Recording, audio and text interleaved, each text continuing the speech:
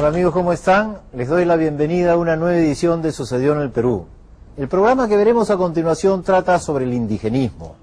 Este fue un movimiento intelectual que apareció en el Perú hace poco más o menos 100 años y que en este transcurso se planteó el problema del indio y el papel del mundo andino en la construcción de la nación. Pasados poco más de 100 años, como digo, ¿cuál es el balance, pues, del movimiento intelectual indigenista? A la vez, ¿cuál es la relación que ese movimiento intelectual indigenista ha tenido a lo largo del siglo XX con los movimientos campesinos realmente existentes, con las instituciones agrarias, con las luchas campesinas por la tierra? Y por último, ILAVE, los cocaleros y otras manifestaciones de la conflictiva vida rural contemporánea, ¿guardan alguna relación con el indigenismo? ¿Guardan alguna conexión o no con ese movimiento y con ese planteamiento intelectual que ha recorrido la historia completa del Perú en el siglo XX? Así, amigos, pues, estas y otras preguntas son la sustancia de este programa de Sucedió en el Perú sobre el 24 de junio, Día del Campesino, Día del Indio Peruano.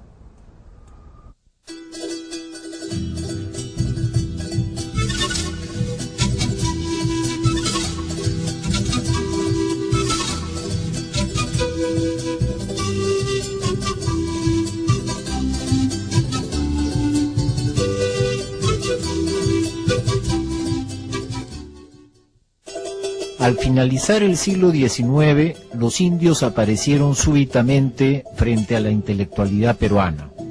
Hasta ese entonces, la historia oficial republicana había tratado de ignorarlos y mantenerlos marginados, pero la derrota en la Guerra del Pacífico motivó acuciantes preguntas sobre la naturaleza del país. ¿Cómo era posible que una nación pequeña y bastante menos rica, como era Chile antes de la Guerra del Pacífico, hubiera podido derrotarnos con tanta claridad?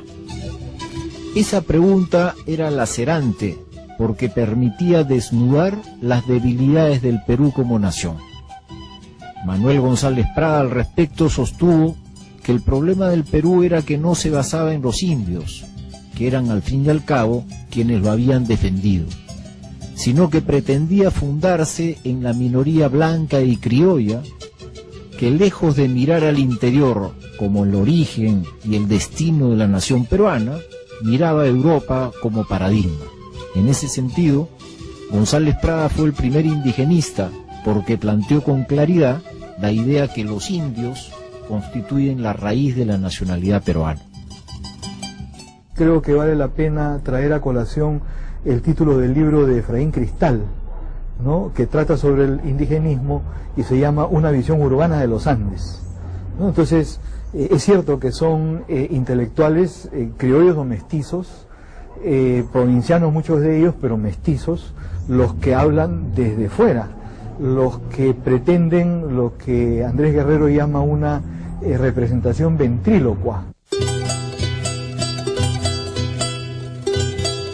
Fue una manera de extender la noción de ciudadanía, ¿no? Todavía bajo una forma muy, quizás que ahora nos sonaría paternalista, pero fue, yo creo, si tú lo ves en perspectiva, una primera reacción después de 80 años de república, donde los indígenas contaban como parte de la hacienda.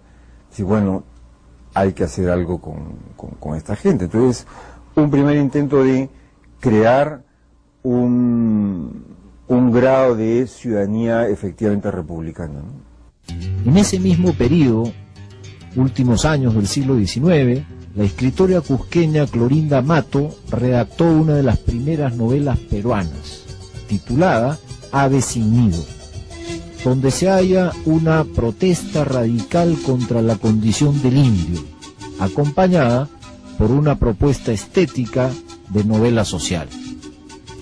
Ave sin nido es el origen del indigenismo literario, y su autora, que era cusqueña, pagó con el destierro su compromiso político. Cuando vencieron los pierolistas, la turba asaltó la imprenta de Clorinda Mato, y luego la hostilidad del poder frente a la escritora, quien era partidaria de Cáceres, la obligó a partir al destierro, a la Argentina, donde fallecería.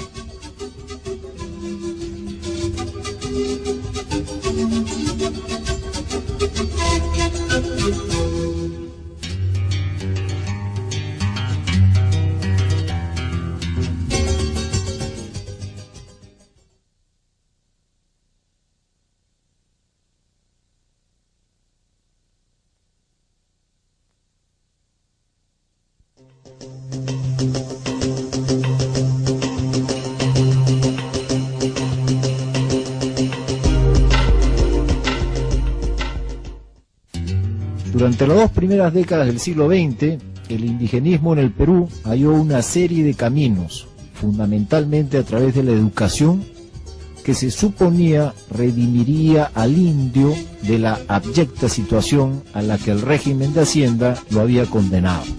Una figura destacada de este planteamiento, entre político y educativo, fue José Antonio Encina. Durante ese lapso se constituyó la primera asociación proindígena, dirigida por Pedro Zulen y Dora Mayer, quienes crearon una red integrando a líderes campesinos de provincias, canalizando sus reclamos hacia el Congreso y presionando en diversas instancias para la solución de los conflictos con los hacendados. La labor de Pedro Zulen fue inmensa, puesto que conformó la primera red de activistas campesinos y de intelectuales con una postura indigenista. El indigenismo fue un estado de ánimo para revalorizar el componente indígena del país, en particular andino, porque en tiempos de gestación de este estado de ánimo la selva aún no existía, no formaba parte del universo del territorio peruano en la reflexión política que entonces se hacía. Un estado de ánimo que vota a favor de los pueblos indígenas, andinos, que valora su música, su arte, su cerámica, su canto, su poesía.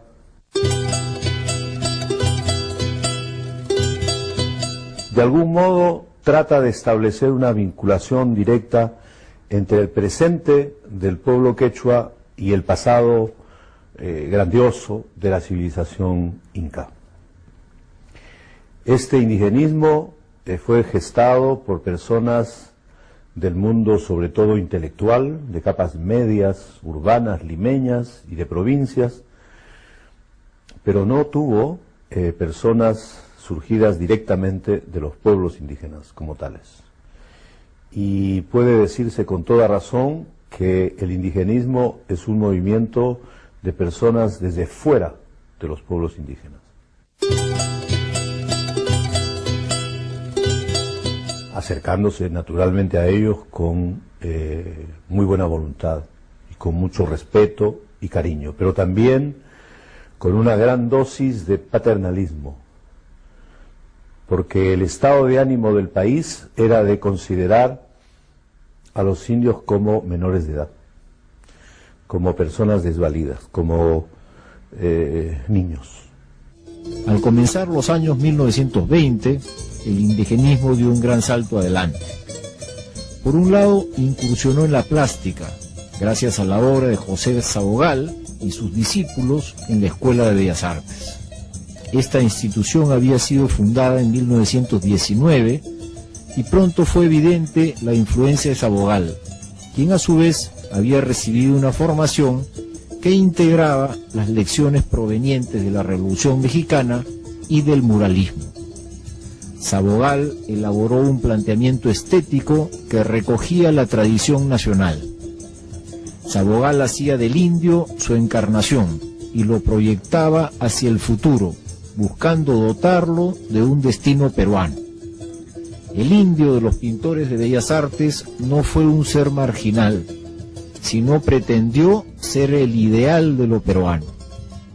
La revolución estética fue muy amplia, abarcó también las artes gráficas, donde destacó nítidamente Nora de Iscue, quien buscó símbolos y formas del mundo andino para crear una gráfica moderna. fue, si no la corriente más importante del siglo XX, por lo menos una de las más importantes, ¿no? Que es una... Bueno, además un fenómeno que no solo se da en el Perú, sino en los diferentes países de América Latina con una fuerte población indígena, como México, que tal vez es el caso más destacado, ¿no? Y su aporte es en los diferentes campos de la cultura y la sociedad. El arte, ¿no? Toda la escuela indigenista en la época en que Sabogal está en la Escuela de Bellas Artes, la literatura, por cierto, ¿no? La gran novela peruana de la primera mitad del siglo XX es indigenista, hasta culminar pues en Arguedas, que ya de alguna forma supera dentro de esa misma matriz. Luego también en los movimientos sociales, en los partidos políticos, o sea, sobre todo la primera mitad del siglo XX está teñida de indigenismo, ¿no? Los principales partidos recogen de una manera u otra planteamientos indigenistas, ¿no?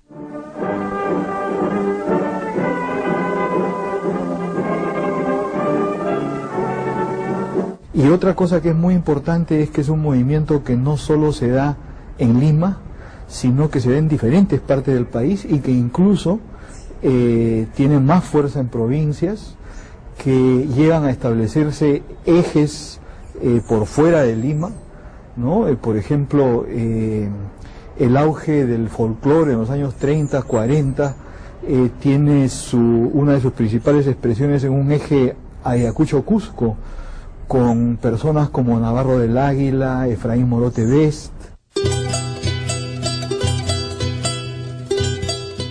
La primera escuela de cine peruana es la escuela cusqueña, ¿no es cierto? En fin, creo que es importantísimo y no se puede entender el Perú del siglo XX sin el indigenismo. Mientras tanto, en el Cusco se desarrolló una importante escuela intelectual indigenista, liderada por Luis Valcárcel y Uriel García. Esa escuela se especializó en antropología, en el rescate de las tradiciones y en el cultivo de la historia, buscando reconstruirla, haciendo del indio el protagonista principal. Si la historia oficial peruana ignoraba al mundo andino, Valcárcel proyectó una visión de la nación que hacía de la tradición andina el eje de la evolución histórica. Por esa razón, la obra de Valcárcel fue fundamental. Él formó una generación importante de maestros y de intermediarios culturales que, armados de nuevas ideas, se volcaron masivamente a las escuelas del país, a otras instituciones, proponiendo una visión del Perú más integradora. Yo entrevisté a algunos puquianos, antropólogos, sobre el tema, ¿no? Ciertamente para ellos Arguedas era una figura importante, pero más importante era Valcárcel, para su sentido de orgullo, y estos son sectores medios, mestizos o blancos puquianos, para su sentido de orgullo de esa cultura que no sabíamos que existía, porque realmente es un descubrimiento del mono campesino para ellos. Más importante que Arguedas es Valcárcel, que les presenta, me parece, a través de sus ojos, un mundo más idealizado que el de Arguedas. Más ordenado también, ¿no? O sea, más lineal. Más ordenado y más emergente. ¿Más qué? Emergente. ¿Cómo es emergente? La sensación es que Valcárcel les transmitía la idea de que este es un pueblo que va para adelante. Que va para adelante. Ahora, Arguedas es el que cuenta en Yaguar Fiesta, por ejemplo, y también en Todas las Sangres, la capacidad del pueblo de construir, de ir para adelante, de sobreponerse a las dificultades, ¿no? Pero en relaciones personales, la gente que yo he entrevistado en esa lógica lo encontraban más en Valcárcel que en Arguedas. kunanto talla porero cosa, kunanto talla pasearo cosa. Kiri warachay, warachay, kiristay ku.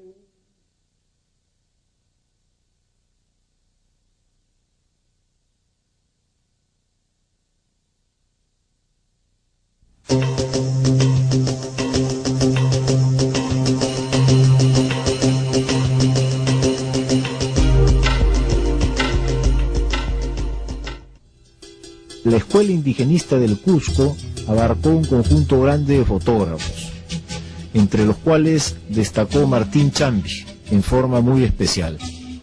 La fotografía había llegado a las diversas provincias y se estaban abriendo estudios fotográficos en Arequipa, Cusco, Ayacucho y otras ciudades del interior.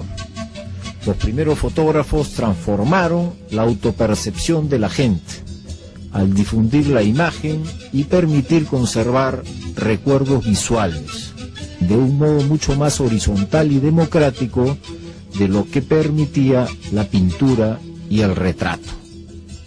La fina sensibilidad y la calidad artística de Chambi, así como de varios fotógrafos de la primera época, hizo que las provincias vivan su propia revolución estética, donde la problemática andina fue la gran protagonista.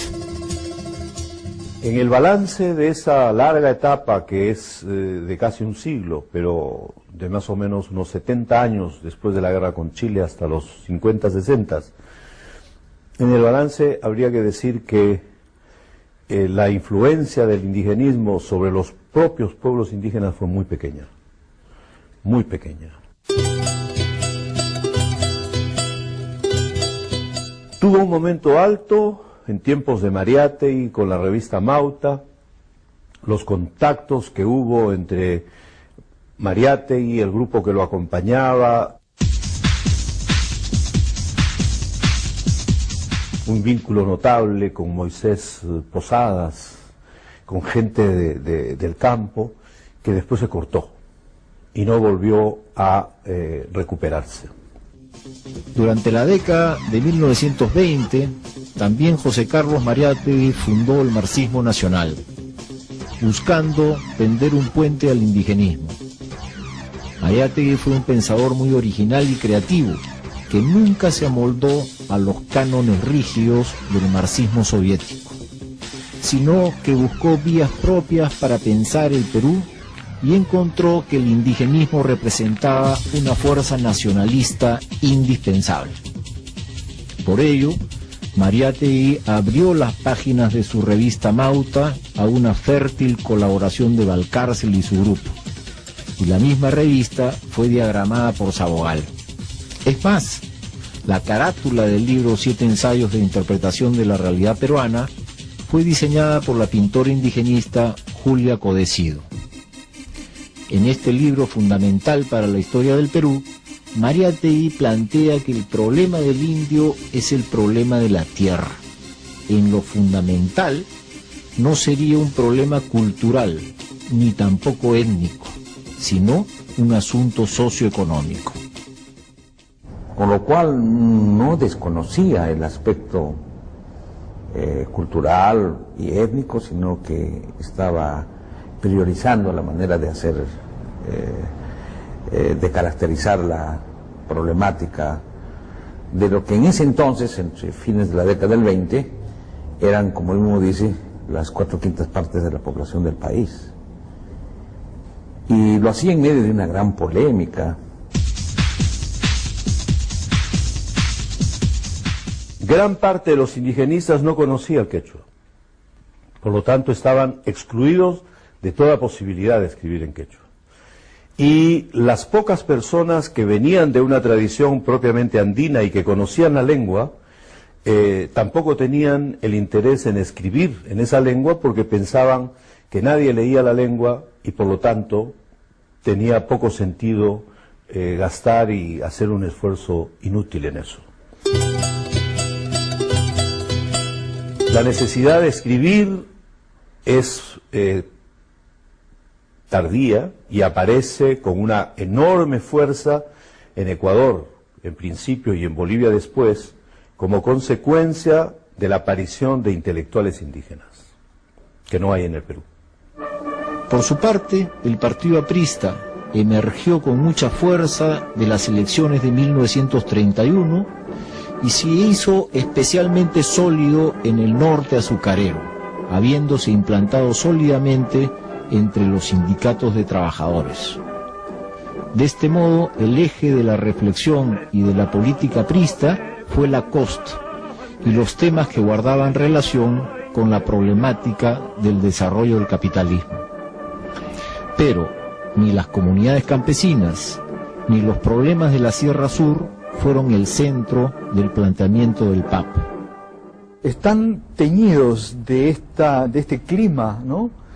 Cultural y social, pero es cierto que cada uno lo traduce a su manera, ¿no? Mariátegui dentro de un marco de interpretación marxista, pero que a pesar de todo está teñido de esta fuerte presencia del indigenismo, que si se quiere se transforma en una suerte de campesinismo en Mariátegui, ¿no? O sea, dentro de los marxistas latinoamericanos de la época, Mariátegui es quien más importancia le da al que él denomina problema del indio.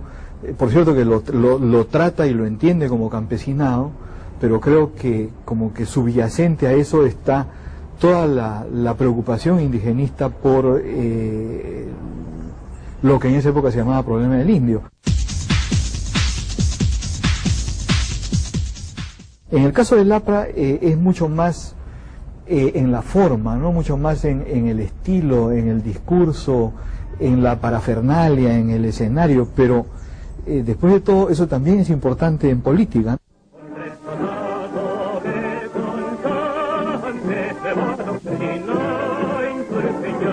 O sea, la bandera aprista es la del Tahuantinsuyo, el nombre que le ponen a Latinoamérica es Indoamérica, el cóndor de Chavín es su símbolo, cuando Aya de la Torre escribe desde la clandestinidad pone Incahuasi, ¿no? Bueno, también un poco pretencioso, ¿no? La casa del Inca.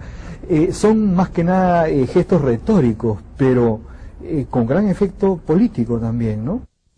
Unos años antes, Luis Alberto Sánchez había discutido con Mariátegui acerca del significado del indigenismo, desarrollando una postura que hacía de lo criollo popular la base de la nacionalidad. Esa toma de posición de Sánchez prefiguraba el planteamiento político del APRA frente al movimiento campesino indígena. El propio Aya, ¿no? Si bien recoge toda esta simbología indigenista, él dice pues que son las clases medias, ¿no?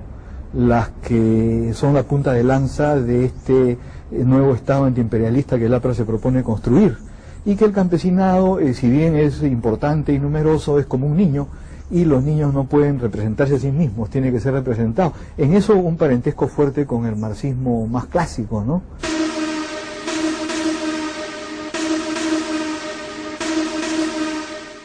En todo caso, entonces, es un clima, es un movimiento intelectual, cultural, artístico, social, que tiñe la política, pero es cierto que acá no surgen partidos que podrían denominarse abiertamente indigenistas, menos aún indígenas en esa época, ¿no?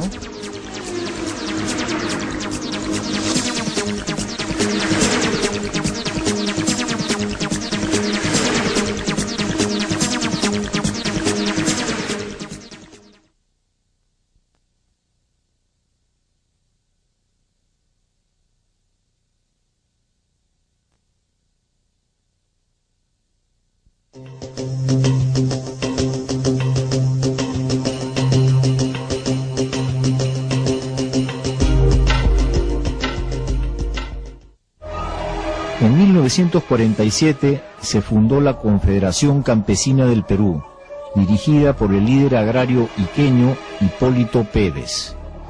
La iniciativa correspondió a los trabajadores rurales costeños, que registraban un índice más elevado en relación a la formación de sindicatos y gremios. Los trabajadores rurales costeños, sin embargo, apelaron inmediatamente a las comunidades altoandinas y llamaron a confluir en una sola institución que ponga por delante los intereses de clase antes que las reivindicaciones étnicas o culturales. La influencia de Mariátegui era evidente en esta institución, que nacía planteando que la tierra era el problema principal que afrontaba el movimiento campesino peruano. Este es un elemento fundamental que lleva a que la Confederación Campesina del Perú no justamente se funde como Confederación Indígena del Perú, ¿no? Si no toma el nombre de Confederación Campesina, porque opone en primer lugar la condición de los comuneros y las comunidades campesinas y los productores en relación a la política, ¿no? Y en relación a su ubicación frente al Estado. En esa misma época se estaba desmoronando el antiguo régimen de hacienda. A lo largo de la sierra peruana, la hacienda se mostraba como una unidad económica improductiva, donde sobrevivían relaciones sociales arcaicas y ajenas al progreso y la modernidad. Como empresas, las haciendas entraron en descomposición durante los años 40, motivando que una buena parte de los campesinos las abandone voluntariamente para migrar a las ciudades, al litoral en general y a Lima en particular. Esas migraciones fueron la respuesta masiva y pacífica del campesinado ante la crisis del régimen de hacienda. Los más pobres de los sectores rurales se trasladaron a la ciudad en búsqueda de empleo en los sectores modernos. Ellos querían dejar de ser campesinos, sometidos a un régimen casi servil, para pasar a ser proletarios, obreros, en el régimen capitalista que se abría paso en el litoral peruano.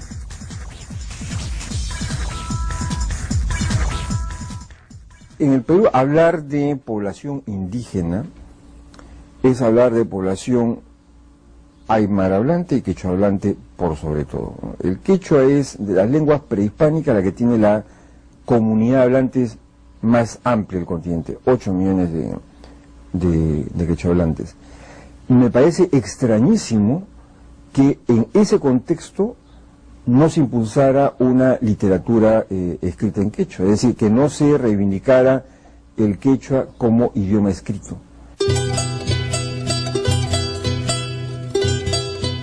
Y eso sí yo creo que fue el talón de Aquiles y la fragilidad de todo este movimiento indigenista. El talón de Aquiles además como que marcó una cierta impostura, digamos, del indigenismo, ¿no? Que era un poco preocuparse por el indígena, ya no en términos de ciudadanía, como en el primer indigenismo, sino con una pretensión de representación. Es decir, esta literatura representa a los indígenas.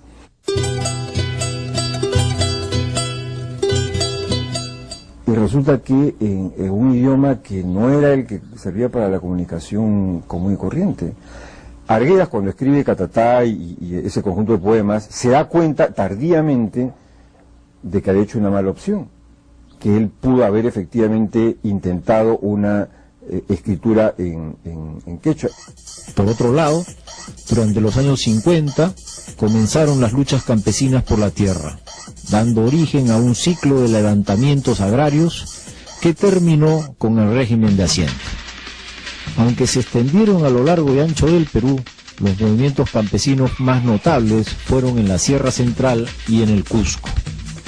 En la Sierra Central, las comunidades recuperaron tierras que habían perdido al expandirse grandes haciendas manejadas por las compañías mineras, como reserva de mano de obra y de recursos agrícolas para sus explotaciones.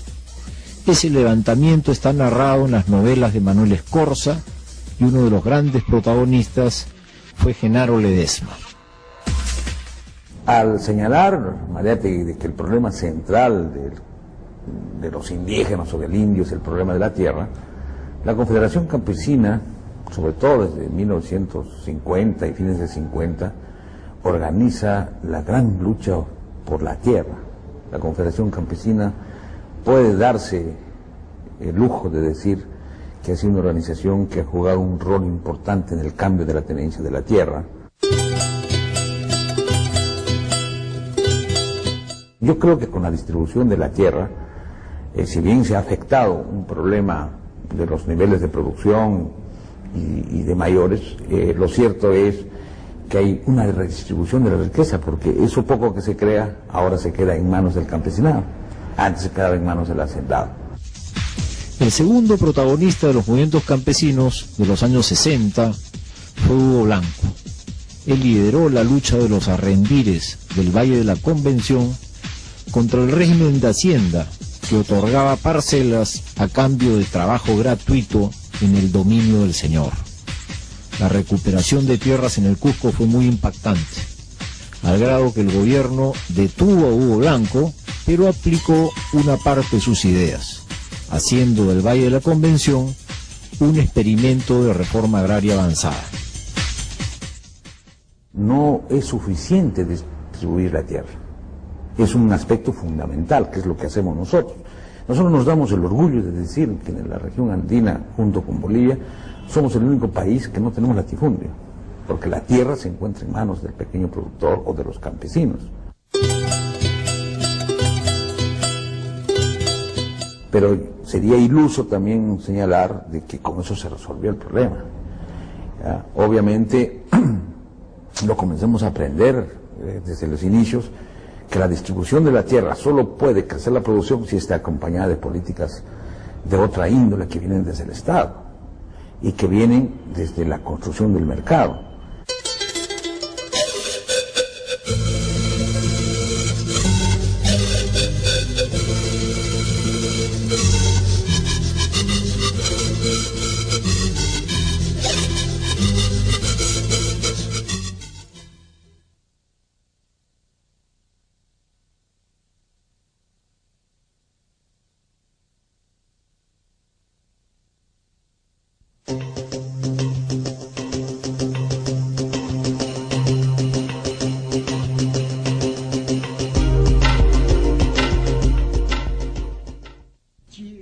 Los años 50 y 60 vieron también el auge del indigenismo literario, habiendo destacado Ciro Alegría y José María Arguedas.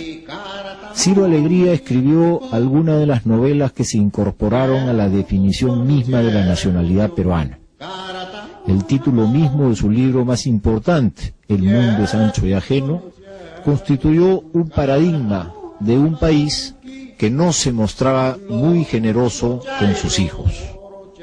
Por su parte, José María Arguedas tuvo una vivencia más profunda de la condición del indígena y una calidad literaria superior, que hizo de su obra un planteamiento social y estético renovador. Esta capacidad para mostrar tantos matices, lo que están mostrados desde una posición que no es neutra, ¿no? Es una posición que se compromete, se angustia, ve lo positivo, lo negativo, muestra una realidad que está que no está contenta consigo misma, me parece, que está dispuesta a moverse, que requiere cambiar. Y la otra cosa que me encanta de Arguedas es la manera como compromete al lector. La última novela de Arguedas, El zorro de arriba y el zorro de abajo, refleja el encuentro entre el mundo campesino que ha migrado a las ciudades con las nuevas actividades propias de la revolución que originó la harina de pescado y las nuevas actividades industriales en Chimbote. Ese encuentro tuvo mucho de desgarrador y esa angustia acompaña al libro, que culmina con el suicidio del autor, confiriéndole a la obra un dramatismo excepcional.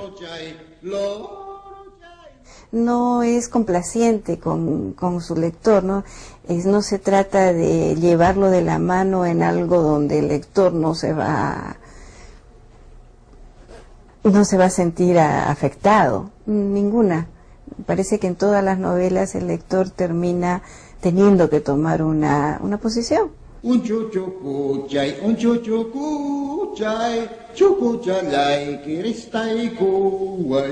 No hay manera de escaparte a pensar esto es un cuento.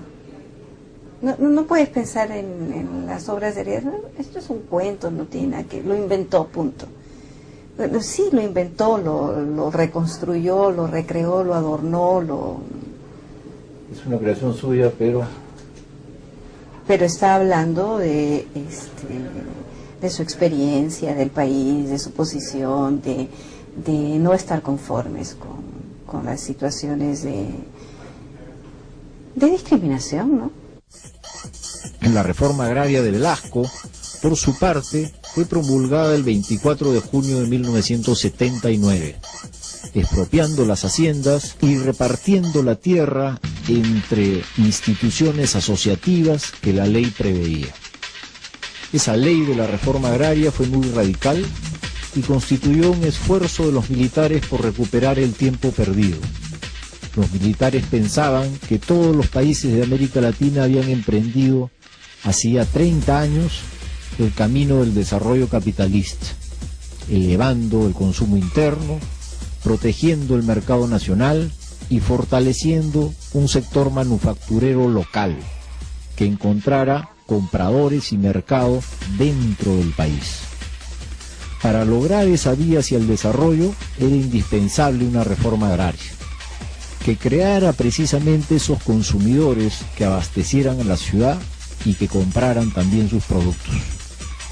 Pues bien, los militares entendieron que debían ganar tiempo y emprendieron una reforma radical, que lamentablemente no tuvo sus objetivos muy definidos y concluyó generalizando la pobreza en el campo. Yo creo que después de la reforma agraria, que justamente en el caso de la Confederación Campesina no es la reforma agraria de Velasco. Velasco, cuando lanza su propuesta de reforma agraria, nos crea entes colectivos que no correspondían a la historia y a la demanda del movimiento campesino.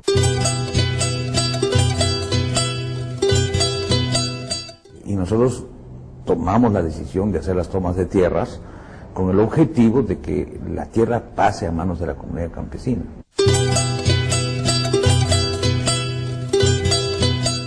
Ni de los indigenistas ni por parte del Estado ha habido un planteamiento o una oferta de educación bilingüe o de rescate de la lengua, salvo este breve momento, además muy débil en la época de Velasco, ¿no? Y débil, entre otras cosas, porque ya la propia gente quechohablante ya no le ve utilidad a su lengua, porque como es una lengua que no se usa en el espacio público, entonces prefieren usar o saber o dominar la que se usa en el espacio público y la otra, algo así como, ya la saben, entonces la guardan para el espacio privado. El problema es que así se va perdiendo también, ¿no?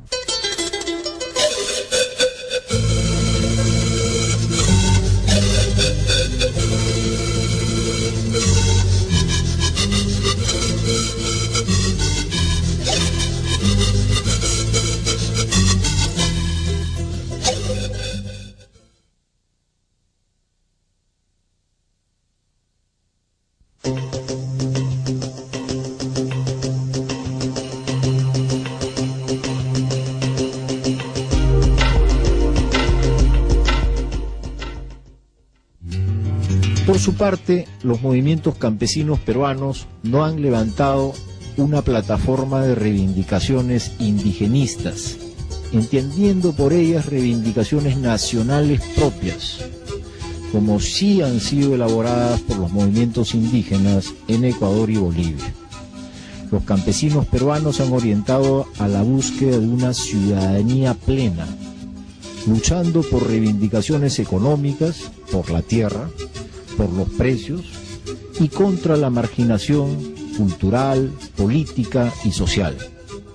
Pero los campesinos no se han dividido por nacionalidades, quechuas, aymaras y otras, sino que se han afirmado en un camino homogenizador, que busca su integración al Perú como país múltiple y diverso. Así, el 24 de junio se celebra el Inti Raymi y el Día del Campesino en todo el país. Sucedió en el Perú, se une a este homenaje, narrando cómo un indigenismo de gran nivel cultural creó un movimiento campesino andino de vocación ciudadana antes que de particularidad indígena. La lucha por la tierra nos lleva y nos llevó objetivamente a un proceso de democratización de la sociedad rural. Y ahí es donde rescatamos la condición de ciudadano, pues, ¿no? O sea, la necesidad que ese productor, ese campesino, ese indígena, si quieres, en el buen sentido de la palabra, también no solamente vea la situación de su predio o de su comunidad campesina, sino el ejercicio de gobernar, del derecho a gobernar.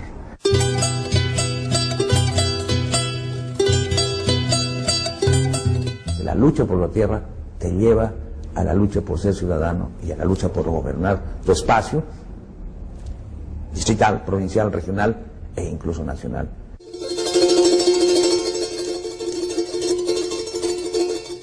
Es una identidad estigmatizada, pues, ¿no es cierto? Estigmatizada además desde mucho tiempo atrás. Ahí tienes dos posibilidades: o asumes el estigma y lo vuelves un recurso, ¿no? Sí, soy así, ¿no? O buscas más bien alejarte lo más posible del estigma. Entonces, no solo indio, en las punas de Huanta, ¿no? Primero a los de las punas le dicen chutos, que es insulto incluso dentro del quechua, ¿no? O peyorativo, ¿no? Entonces ya la federación no quería incluso llamarse pues de las punas de Huanta, sino Federación de Comunidades Altoandinas, ¿no? O sea, los términos más neutros posibles, ¿no?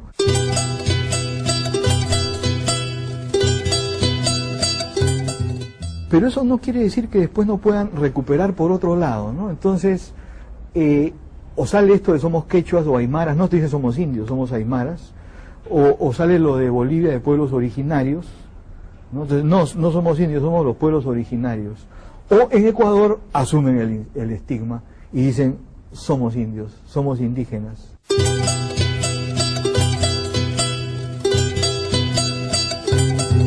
En los aeropuertos, las inscripciones de puerta de entrada, puerta de salida, aduana o qué sé yo, están en castellano e en inglés. No pueden estar en quechua, no pueden estar en aymara. ¿Cuál es el problema? Si tú vas a un aeropuerto norteamericano en Seattle, te vas a encontrar entrada, la palabra entrada en inglés y en chino, porque claro, hay muchos migrantes chinos.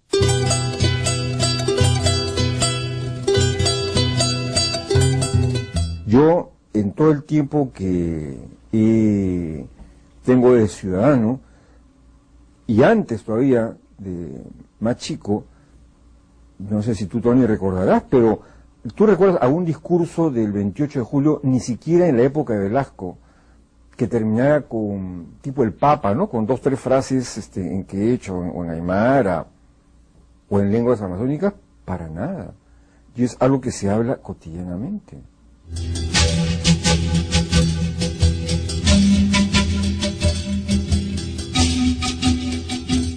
Cuando el informe de la verdad señala que la mayor parte de la gente que ha fallecido son quechohablantes, ¿qué es lo que está queriendo decir? Claro, uno lo puede ver como que hay un complot contra la población quechohablante, pero el otro, que es la hipótesis que yo más prefería, es simplemente una población quechohablante está mucho más inerme ante una institucionalidad que solamente funciona en castellano.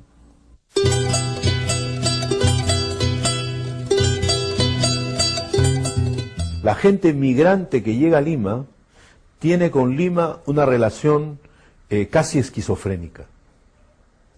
Por un lado, Lima es el lugar donde han escogido vivir en condiciones muy difíciles, pero han optado por vivir aquí, por no regresar, y no tienen por el lugar donde viven aprecio alguno. No hay una canción hecha en quechua de un pueblo productor fantástico de canciones en que Lima sea saludada, en que Lima sea agradecida, en que Lima sea considerada como mi tierra o como un pedacito de mi tierra.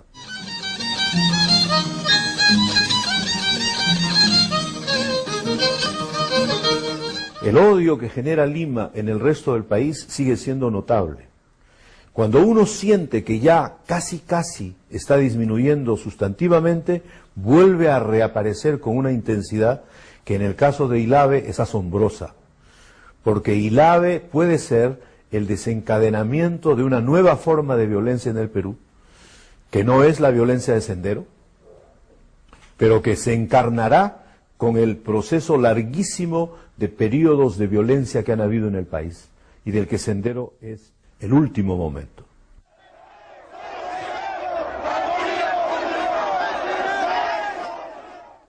Con ILAVE hay el nacimiento en términos de formulación política elemental de una reivindicación de una nación aymara que no aparecía en el horizonte desde hace muchísimo tiempo.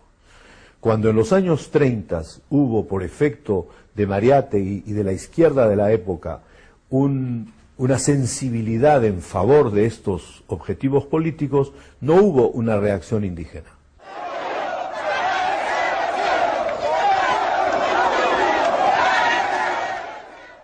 Hoy se produce lo contrario, cuando la intelectualidad y el mundo académico niega toda posibilidad de elementos étnicos, son los pueblos los que los reivindican. Y es esta reivindicación de parte de gente de abajo, en quechua, en aymara, por la gente del mercado, por la gente de polleras, lo que debe motivar una preocupación nuestra para tratar de entender lo que está pasando.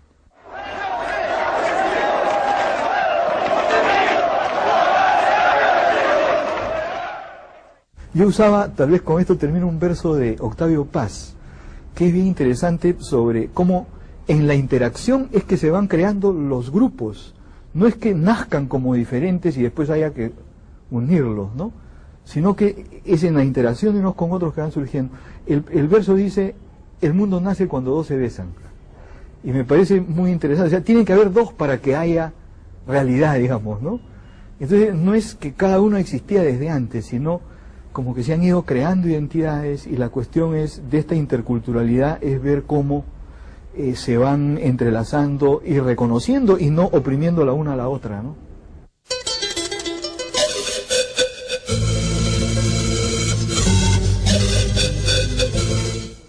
Así, amigos, hemos llegado al final de esta edición de Sucedió en el Perú.